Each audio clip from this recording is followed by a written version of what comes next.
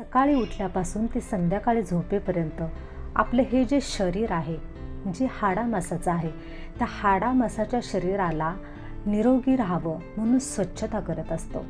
सकाळी उठल्यापासून एक क्रिया आपण करत असतो की त्याच्या माध्यमातून आपल्या शरीराची स्वच्छता होऊन जाते. पण या शरीराचा आधार असलेली जी आपली आत्मा आहे, त्या आत्म्याचं जी शक्ती आहे, सूक्ष्म शक्ती मन आहे, त्या मनाला स्वच्छता करण्यासाठी आपण सकाळपासून संध्याकाळपर्यंत किती प्रयत्न करतो? हा प्रश्न प्रत्येकाने आपल्या स्वतःलाच विचारला पाहिजे. कारण ह्या धकाधकीच्या जीवनामध्ये स्वतःला आत्मचिंतन करण्यासाठी वेळ नाही आहे आणि हे आत्मचिंतन करण्याची वेळ आज आलेली आहे. जर आपण हे आत्मचिंतन करणार नाही तर आपल्याला जे येणारे जे समोर जे संकट येतील, आपल्या आयुष्यामध्ये आव्हानं येतील, त्याला सामोरं जावे लागेल. त्यासाठी आत्मचिंतन हाच एक उपाय आहे.